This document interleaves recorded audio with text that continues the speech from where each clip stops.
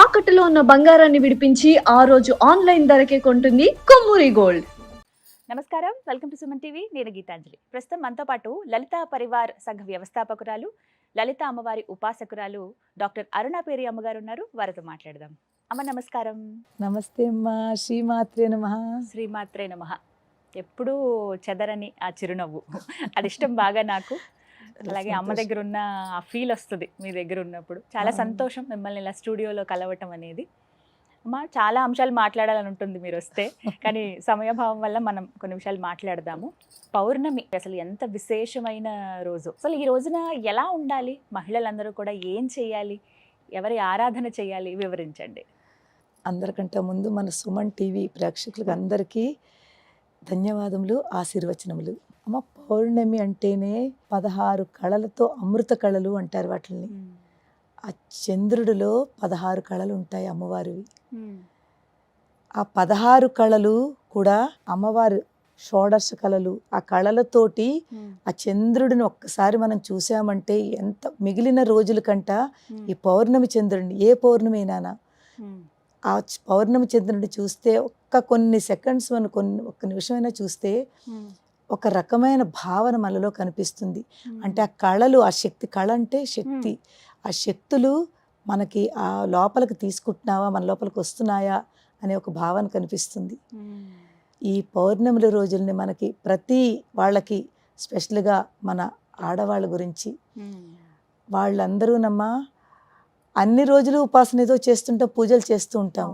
కానీ పౌర్ణమి రోజుని రాత్రిపూట 7, 8 ఎప్పుడైతే చంద్రుడు వస్తాడో ఆ చంద్రుడి ఎక్కడ ఓపెన్ స్పేస్లో మనకు ఎదురుకుండా కూర్చుని, సూర్యుడు చంద్రుడు వీళ్ళిద్దరూ ప్రత్యక్ష దైవాలమ్మ. అది అర్థం చేసుకుంటే మనకి మిగిలిన దైవాలు కనిపించరు. అందరూ ఉన్నారు, కృష్ణుడు, రాముడు, అమ్మవారు అందరూ ఉన్నారు. అది మనం భావించగలం కానీ చూడలేము. ఇద్దరు చూడగలుగుతాము, సూర్యుడు చంద్రుడు, ఈ ఇద్దరు దేవతలును. అటువంటిది పౌర్ణమి రోజుని ఆ చంద్ర దర్శనం చేసుకుంటూ ఎంత టైం ఉంటే అంత టైము మీరు లలితా సహస్రం కానీ, సౌందర్య లహరి కానీ, అమ్మవారి స్తోత్రములు, తర్వాత మీరు ఖడ్గమాల కానీ, ఇంక ఏ స్తోత్రమైనా, మీకు ఏ స్తోత్రమైనా, అన్నపూర్ణాష్టకం కానీ, ఒకవేళ స్తోత్రాలు రాకపోయినా ఏదో ఒక అష్టకం తీసుకుని ఆ చంద్రుడు ఎదురకుండా కూర్చుని ఒక్క 10 నిమిషాలు 5 నిమిషాలు ధ్యానం చేస్తూ మీరు చదవండి అమ్మాయి స్తోత్రాలు. మీరు చదువుతున్న ఈ మంత్రాలు ఏదైతే ఉందో, ఈ వైబ్రేషన్స్, ఈ శక్తి, ఆ చంద్రుడిలో ఉన్న కళలు ఎంత అద్భుతమైన మీకు ఆ వైబ్స్ మీ లోపలికి వస్తాయో మనం ఆలోచించగలుగుతాం. చాలా చాలా వస్తాయమ్మా. మనకు ఫీలింగ్ కనిపిస్తుంది. దానికి ఒక ఎగ్జాంపుల్ చెప్తాను. నిన్న మాకు సౌందర్య లహరి ఖమ్మంలో అయింది. నిన్న రాత్రి ఓపెన్ స్పేస్లో పెట్టారు. చాలా పెద్ద స్టేజ్ వేసి చాలా ఓపెన్గా అరేంజ్ చేశారు వాళ్ళు, రాజరాజేశ్వరి టెంపుల్లోను. మేము అనుకున్న లోపల ఎక్కడైనా పెడతారేమో అని, కానీ అమ్మవారు అక్కడ పెట్టించి ఉంటుంది వాళ్ళకి అనిపించి. ఎంత అందంగా ఓపెన్, ఇలాగ మేము పారాయణ చేస్తున్నాము, ఎదురుకుండా చంద్రుడు, జస్ట్ మా ఎదురుకుండా చంద్రుడు. ఎంత అందం అమ్మ, ఎంత అందమో చెప్పలేము. మాకు కళలు, ఆ చంద్రుడు, అందరూ ప్రతి ఒక్కళ్ళు ఆ చంద్రుడిలో కనిపించారు. మేము పారాయణ చేస్తున్నాము, ఆ చంద్రుడి కేసు చేస్తున్నాము, ఆ చంద్రుడిలో ఉన్న అమ్మవారు మమ్మల్ని చూస్తోందా అన్న భావన ప్రతి ఒక్కళ్ళకి కనిపించిందమ్మా. అది అందుకే పౌర్ణమికి, చంద్రుడికి, అమ్మవారికి ఎంత కనెక్షన్ ఉంది. చంద్రుడి వెన్నెల్లో చదివితే ఇంకా మంచి, చాలా మంచిదమ్మా. ఆ అమృత కళలు అంటాం కదా, ఆ అమృత కళలు మన లోపల కూడా ఉన్నాయి కళలు.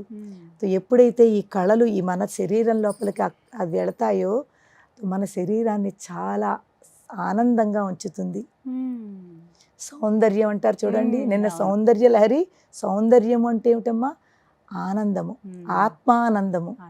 ఎప్పుడైతే ఈ ఆత్మ ఆనందంగా ఉంటుందో అది మన ఫేస్లో కనిపిస్తుంది. వాళ్ళందరూ ఉండమే ఒక రకమైన గ్లో అమ్మ. ఎందుకంటే ఒకటి చంద్రుడు, రెండు మనం చదువుతున్నది అమ్మవారి యొక్క స్తోత్రము.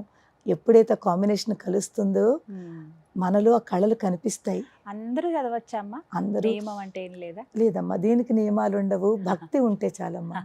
భక్తి, నమ్మకము, శ్రద్ధ ఉంటే మీరు ఎవరైనా చదవచ్చు. లలితా సహస్రం చాలా మంచిదమ్మా పౌర్ణమి రోజుని. ఎందుకంటే సౌందర్య లహరి అది అందరూ కొంచెం పెద్దది, నేర్చుకోవాలి కూడా కదా. లలిత అందరూ నేర్చుకుంటున్నారు. స్పెషల్లీ మన లలితా పరివార్లో ఉన్న వాళ్ళందరూ కూడా వేలకు వేలు ఇప్పుడు మంది నేర్చుకున్నారు. అలాగే ఎవరైతే ఈ ప్రోగ్రాం చూస్తున్నారో రేపు మనకి పౌర్ణమి కాబట్టి అందరూ రాత్రి గల పౌర్ణమి చక్కగా చంద్రుడు ఎదురుగుండా ఒక 10 నిమిషాలైనా కూర్చుని ఏదో ఒక స్తోత్రము లలిత చదువుకుంటే చాలా మంచిది, లేకపోతే ఇంకేదైనా కనకదార స్తోత్రం కానీ ఏదైనా చదువుకోండి. నియమాలు ఏం వద్దు. కాస్త గ్లాసులో ఒక పాలు కొంచెం తీసుకుని అందులో కొంచెం బెల్లం వేసి ఆ చంద్రుడు ఎదురకుండా అక్కడ పెట్టి మీ పారాయణ అయిపోయిన తర్వాత ఆ పాలు నా చంద్రుడికి ఇలా నైవేద్యం కింద చూపించి అమ్మవారికి అది మనం మన లోపలికి స్వీకరించాలి. అందరూ ఇంట్లో ఉన్న వాళ్ళందరూ ఆ అమృతం అందులో పడుతుంది. అందుకే అమృత కళలు అంటారు. ఆ చంద్రుడిలో ఉన్న కళల రూపంలో ఆ అమృతము మనం చదువుతున్న ఈ మంత్రముల యొక్క శక్తి అందులోకి వెళుతుంది. వెళ్ళి అది ఒక అమృతం కింద తయారవుతుంది. ఎప్పుడైతే అమృతం తీసుకుంటామో మనలో కూడా అమృత శక్తి పెరుగుతుంది. ఎప్పుడు యవ్వనంగా నవ్వుతూ ఆనందంగా ఉంటాం. ఖచ్చితంగా అందరూ ఇవి పాటించాలి. అది ఏ పౌర్ణమి అయినా సరే ఈ విధంగా ప్రతి పౌర్ణమి చాలా మంచిది. ఈ 2-3 పౌర్ణములు కొంచెం కార్తీక పౌర్ణమి, మాఘ పౌర్ణమి, తర్వాత శరత్ పౌర్ణమి, ఈ మూడింటికి ఇంకా ఎక్కువ ఇంపార్టెన్స్ ఇస్తారు. చాలా చక్కగా వివరించారమ్మా.